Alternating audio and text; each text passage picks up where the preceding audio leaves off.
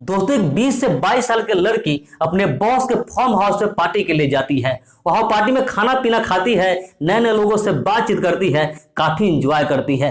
लेकिन अगले दिन जब सुबह होती है और वो बाथरूम में नहाने के लिए जाती है, फिर जो उसे दिखाई देता है देखकर मानो उसके पैरों के नीचे से जमीन खिसक जाती है।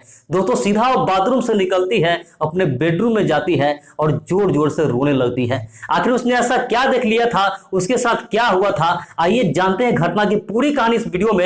लेकिन वीडियो में आगे बढ़े इससे पहले बस एक ही रिक्वेस्ट, आप प्लीज वीडियो को लाइक कर दीजिए, साथ ही साथ चैनल को भी सब्सक्राइब कर लीजिए ताकि मेरा हौसला बढ़ता रहे। तो दोस्तों आज आपको हम जिस घटना की कहानी सुनाने वाले हैं, दरअसल ये घटना है उत्तर प्रदेश के आजमगढ़ जिले की। आजमगढ़ जिले के अंतर्गत ही एक छोटा सा गांव है। उस गांव में एक लड़की रहा करती थी जिसका नाम था पुष्पा। दोस्तों पुष्पा थी, वो देखने में बड़ा ही खूबसूरत थी। वो ग्रेजुएशन तक की पढ़ाई पूरी करती है और पढ़ाई पूरी करने के बाद अपने घर से ही नौकरी का तलाश में जुट जाती है। वो प्राइवेट अलग अलग कंपनी में मोबाइल से ही फोन करती थी, उससे इंटरव्यू दिया करती थी। वो सोचती थी कि उसे नौकरी हो जाएगी, जब पैसा कमाने लगेगी तो अपने पिता का सहारा बन जाएगी। यही सोच करके अलग अलग कई कंपनियों में वो हर दिन फोन करती थी, उसे नौकरी के लिए ट्राई किया करती थी। दोस्तों एक दिन जब ऐसे ही अपने घर पे बैठी हुई थी तो उसे एक नंबर से कॉल आता है और उसे कहा जाता है एक कंपनी में लड़की की जरूरत है, वो कल आकर वहां पे इंटरव्यू दे दे। जब लड़की ये बात सुनती है तो काफी खुश हो जाती है, अपने पिता को जाकर बताती है कि पिताजी मुझे कंपनी से कॉल आया है, वहां एक सीट खाली है और लड़की के लिए ही है। जैसे उसके पिताजी ये बात सुनते हैं वो भी काफी खुश हो जाते हैं और कहते हैं बेटा सैलरी कितना होगा। जब बेटी उसकी ये बात सुनती है तो कहती है पापा मुझे नहीं पता, कल जब मैं ऑफिस जाऊंगी इंटरव्यू हो जाएगा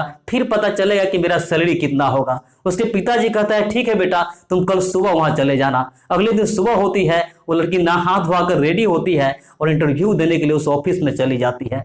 दोस्तों ऑफिस में जाती है, इंटरव्यू देती है और इसका सिलेक्शन हो जाता है। दोस्तों इसका से बताया जाता है कि इसकी सैलरी 18,000 होगी। दोस्तों लड़की मन ही मन काफी खुश आती है, वो सोचती है कि अब जाकर पढ़ाई लिखाई का कोई फायदा होगा, मुझे पैसा मिलेगी, इससे पिताजी का सपोर्ट हो जाएगी। यही सोचकर वो लड़की अपने घर पे चली जाती है।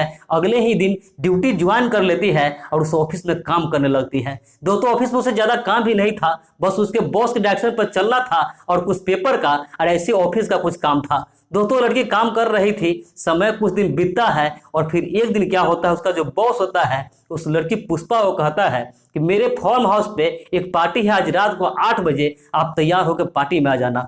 दोस्तों लड़की कहती है उस पार्टी में भला मेरा क्या काम है, तो उसका बॉस कहता है अरे कोई बात नहीं आप पार्टी में आ जाना, बस आपको नए नए लोगों से इंट्रोड्यूस करवाना है, परिचय करवाना है। दोस्तों लड़की कहती है ठीक है मैं घर जाऊंगी, पापा से पूछूंगी, अगर पापा जाने के लिए कह देगा तभी मैं आऊंगी। उसका बॉस कहता है ठीक है तुम घर जाके मुझे फोन करके बता देना।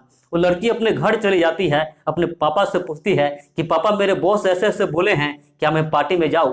तो उसके पिताजी सोचते हैं कि इसका बॉस है वहां वो काम करती है, अगर पार्टी में जाने से मना कर देगी तो कहीं वो नौकरी से निकाल न दे। यही सोच कर उसके पिता कहते हैं ठीक है बेटा तुम पार्टी में जाओ लेकिन अपना ख्याल रखना और समय से वापिस आ जाना। दोस्तों लड़की कहती है ठीक है पापा आप चिंता मत कीजिए, मैं जा रही हूँ, मैं बहुत अच्छे से रहूंगी, कहीं से आपको शिकायत का कोई मौका नहीं दूंगी।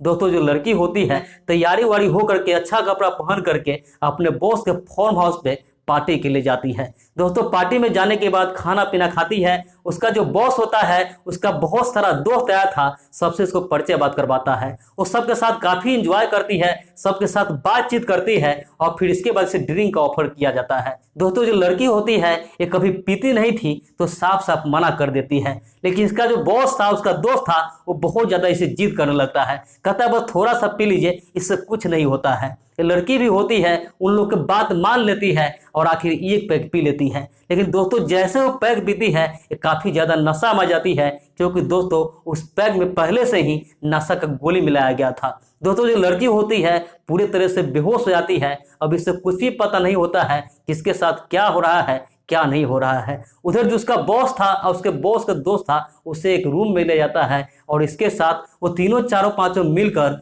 दरिंदगी करता है। दोस्तों इस लड़की को कुछ नहीं पता होता है और जब इसे होश आता है तो देखती है कि अपने घर के बाहर पड़ी हुई है।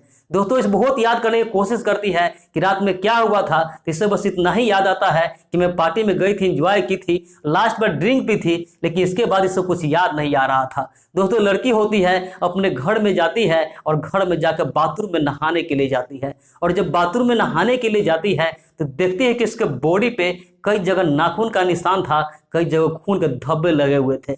जैसे ही लड़की सारी चीज देखती है, एक समझ जाती है कि इसके साथ गलत हुआ है। दोस्तों लड़की होती है मन मन काफी दुखी हो जाती है, खुद को बहुत रोकती है, लेकिन बाथरूम से निकलकर जब अपने बेडरूम में जाती है तो इसे रहा नहीं जाता है और जोर जोर से रोने लगती है। इसके रोने की आवाज सुनकर इसके पिताजी होते हैं, वो भी इसके बेडरूम में आते हैं और इनसे पूछते हैं कि बेटा तुम रो क्यों रही हो, आखिर तुम्हें हुआ क्या है। इस पर जो उसकी बेटी पुष्पा होती है अपने पिताजी को सारी बात बता देते हैं। जब उसके पिता यह बात सुनते हैं तो वो भी जोर जोर से रोने लगते हैं, लेकिन थोड़ी देर बाद खुद को संभालते हैं, अपने बेटी को संभालते हुए कहते हैं कि बेटा जो होना था तो हो गया, अब लौट के वापस नहीं आएगा, इसलिए तुम रोना धोना बंद करो और खुद को संभालो। उसकी बेटी भी चुप हो जाती है और अपने पिता को कहती है कि पिताजी अभी कभी हम थाने चलते हैं और सबके खिलाफ एफआईआर करते हैं। लेकिन इसके पिताजी कहते हैं बेटा एफआईआर करने का कोई फायदा नहीं होगा, वैसे भी थाने में जाओगे तो पुलिस वाले तरह तरह का सवाल करते हैं और तुम्हारे भी जिंदगी का सवाल है,